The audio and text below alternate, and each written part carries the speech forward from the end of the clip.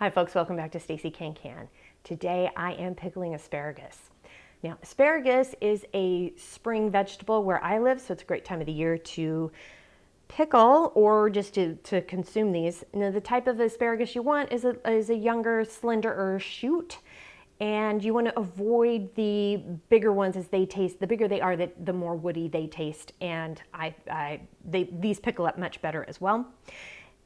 Keep in mind the type of jar you want to use. This recipe is calling for 7 pounds of asparagus to fit into 12-ounce jars, 7 12-ounce jars. So keep that in mind. I'll talk a little bit more about this in a second.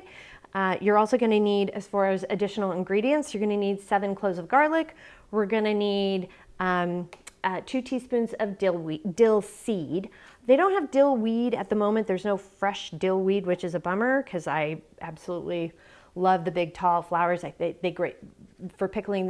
They do really well, providing great dill flavor. So we're going to just have to use the dill seed, which is much more preferred than those little leafy green, little tiny, like they're just sort of almost dusty looking. Those are great for toppings of food. They are not good for pickling. They just don't have very much dill flavor when you are doing a long haul pickle. So keep that in mind. Dill seed is often better for that. And also some peppers. So this calls for 7 small peppers. The peppers that I could see, they just didn't look very good at the moment. They were not appealing. So I am choosing to use some crushed red pepper flakes, about a half a teaspoon per jar.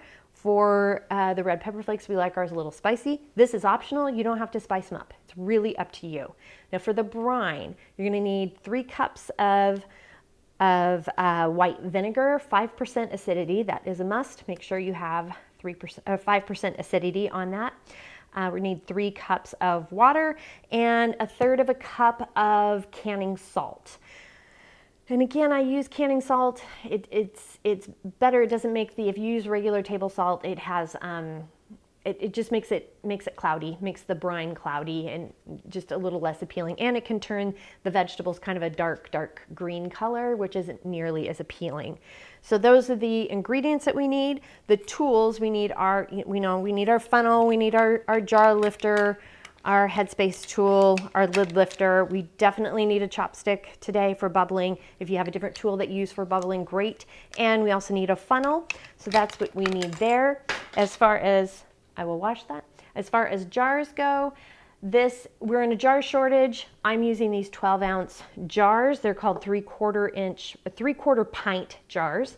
I was looking for the jars that are between a pint and a quart, which is, I believe they call a pint and a half size jar, which are great for tall vegetables like these because we're going to have to trim off a lot to fit into this particular jar. And the other ones are much taller and slenderer, so you can fit more of the asparagus in those jars. But a jar shortage, couldn't find them. This is where we're at, so this is what we're going for. As usual, you need your canner. We're water bath canning, so you need your jars, your lids, and your rings. And so with all of that information, let's go ahead and get started. I've peeled my garlic. Some of the garlics are a little bit bigger than I like, especially for this size of the jar, because the bigger they are, the little bit harder they're going to be to pack. So I'm going to go ahead and slice some of these in half here, and I'll just use that to put in the jar. So this is the easiest way I have found, and I love this cutting board because it's got a little ravine here that I can use to measure. This is how I like to measure up the vegetables to make sure that they fit well into the jar, because you want to give yourself about a 1/2 inch headspace. So you kind of want to go about here on the jar as far as cutting the asparagus. So it's going to make your heart sad because these ends we're not going to use, but this is what it is, folks. So you want to just trim the asparagus and then pop them into the jar like so, and just continue to repeat until you have a nice good pack. And then make sure you move around the piece of garlic there too. I got the jars stuffed. I actually ended up with 8 jars, so hoping that amount of brine will work. If not, I might have to make extra. And you will notice some of the jars Some of them are just fully just the stems or the tops of the asparagus, and some I added some of the extra leftover stem parts because it was wasting quite a bit, and my family likes asparagus and they don't care if they've got the tops on them or not.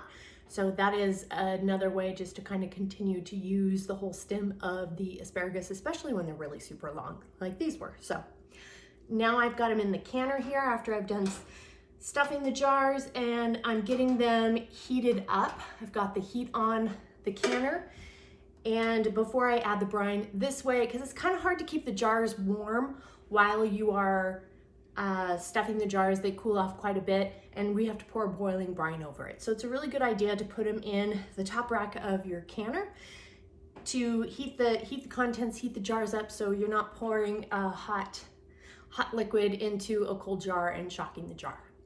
Got the jars heating up. Now we're making the brine, so I'm adding the 3 cups of vinegar, 3 cups, and that's white distilled with 5% acidity, 3 cups of water, putting in the 2 teaspoons of dill seed, adding in the 1/3 of a cup of canning salt. I'm also adding in the red pepper flakes, which is about 1/2 teaspoon per pepper. So we're adding that in here, bringing it to a boil. And once we get to a boil, we'll add them to the jars.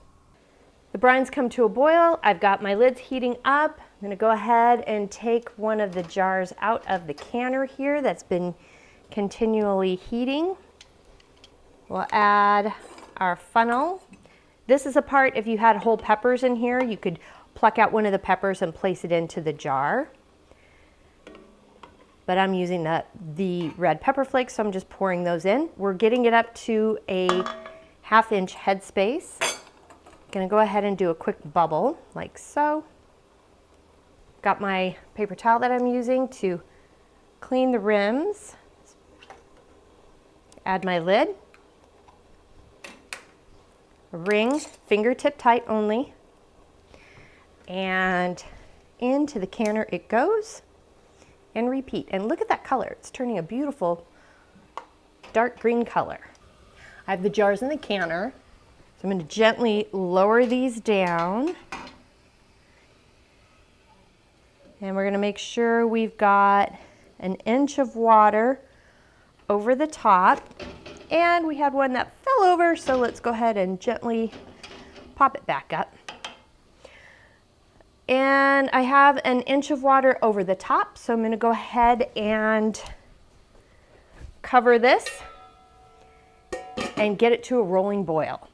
I have a rolling boil in the canner, and I've set the timer for 10 minutes for my altitude, which is 0 to 1,000 feet. If you're between 1,000 and 6,000 feet, it's 15 minutes, and above 6,000 feet, it is 20 minutes.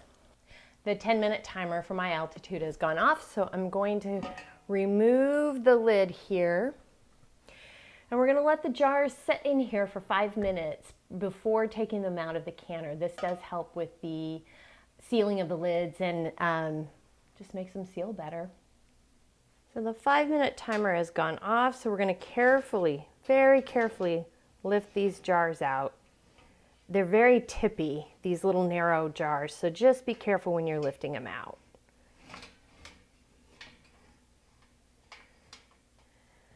Whew! Take one of the jars out. Here we go. And you'll notice it's kind of floated up a little bit to the top. That's it. We have one that's sealed. That is two that have sealed already. And this is pickled asparagus. They look quite tasty in the jar here, I think. The recipe is below. It is from the National Center of Home Food Preservation, and I have that website linked below as well, because that's where you can find the recipe if you want some more information. It's a great website. You can also please like and subscribe my page below. That does help out. And if you have any questions, comments, suggestions, feedback, concerns, by all means reach out to me on Facebook at Stacey CAN CAN.